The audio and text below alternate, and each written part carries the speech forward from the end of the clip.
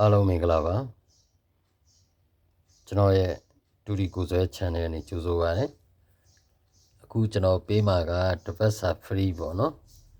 တပတ်စာ free ပေးမှာဖြစ်ပါတယ်10ရက်နေ့နေပြီးတော့14ရက်နေ့ထိပေါ့နော်ကျွန်တော်ရဲ့ channel ကိုlike subscribe လေးလုပ်ထားပေးဖို့ကျွန်တော်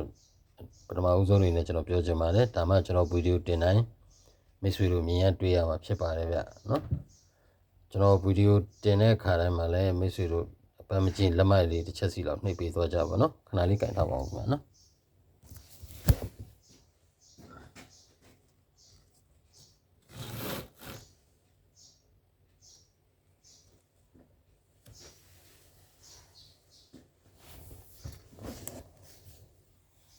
အဲ့တော့ပြီးခဲ့တဲ့ဘက်ကဆိုရင်လည်းကျွန်တော်တစ်ပတ်စာပေးထားတဲ့ထဲမှာ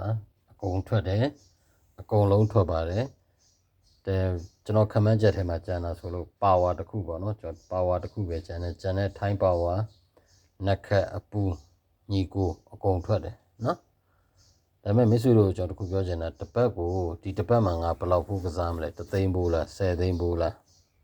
1000ဘိုးလားပေါ့နော်အဲ့လိုလေး limit လေးထားပြီးကစားပါတစ်ချိန်ထိုးရင်မိတ်ဆွေတို့10ခွက်ထပ်ပို့မထိုးတာအကောင်းဆုံးပါပဲဗျနော်10ခွက်ထပ်မပို့တာအကောင်းဆုံးပါ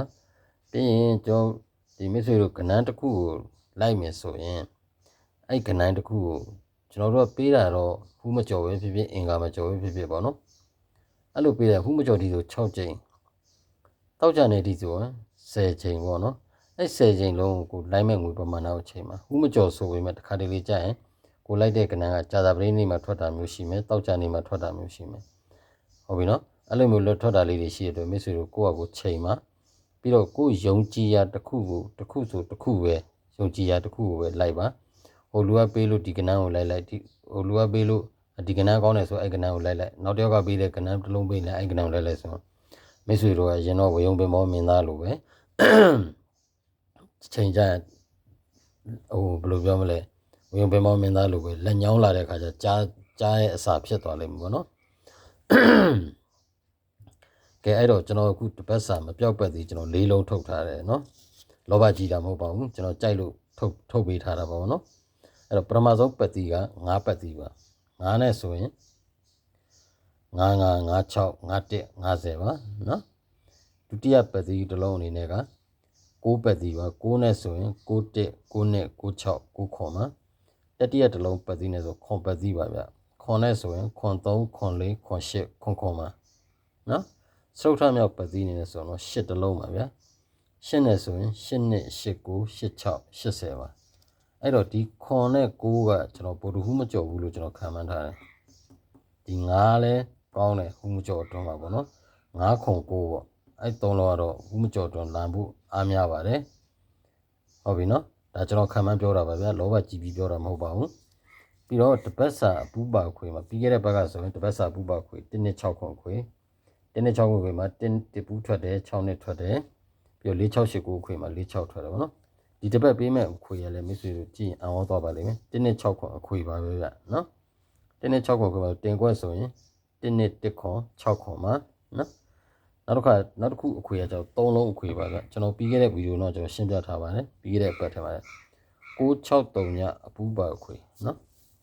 663ညအပူပါအခွေဆိုရင်တင်ခွက်က60နဲ့6ကိုနှစ်ခွက်ထဲပဲတင်ဖို့မယ်နော်ပြီးရင်တပတ်စာမွေးခွက်ဆိုရင်လည်းမိတ်ဆွေတို့ပြီးခဲ့တဲ့ဘက်ကကျွန်တော်ပေးထားတဲ့မွေးခွက်တိုင်ပါပဲ1နဲ့1 6 6နဲ့6ခွန်ပါနော်ပြီးရင်တပတ်အကြိုက်ဆုံးမွေး3ခွက်ပေါ့နော်1 3 8 6 40နော်1 3 8 6 40ပါတပတ်စာ break အနေနဲ့ဆိုရင်1 break နဲ့3ည break ပေါ့နော်1 break မှာဆိုရင်4ခွန်3ည1 9နှစ်ပါ3ည break မှာဆိုရင်3ခွန်2 8 5ဘူး3ညဘူးပါဗျနော်အဲ့တော့ဒီတစ်ပတ်ကျွန်တော်ခံမှန်းချက်ဆိုရင်ညီကိုဟူးမကြော်လာမယ်နော်ညီကိုဟူးမကြော်လာမယ်ထိုင်းပါဝါနက်ခတ်တစ်စုံလာမယ်ပါဝါတစ်စုံလာမယ်နော်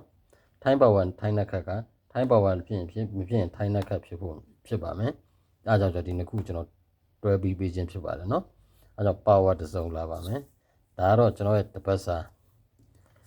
မိတ်ဆွေတို့အတွက် free ပေးတဲ့စာရွက်လေးပါပြီးခဲ့တဲ့ကျွန်တော်ရဲ့ဒီ channel post ကိုမှာမိတ်ဆွေတို့ဝင်ကြည့်ပါเนาะကျွန်တော်ရဲ့ channel channel profile နဲ့ဝင်ပြီး post မှာကြည့်လိုက်ကျွန်တော်ပြီးခဲ့တဲ့ဘက်ကတင်ထားတဲ့ဟာတစ်ပတ်စာဘာကြံတယ်လဲဆိုတော့မိတ်ဆွေတို့ကြည့်လိုက်ကျွန်တော်ခံမှန်းချက် power တစ်ခုပဲကြံပါတယ်ဒီတစ်ပတ်လည်းပြီးခဲ့တဲ့ဘက်လိုပဲအောင်မြင်ကြပါစေဗျာအားလုံးကျေးဇူးပါဗျာ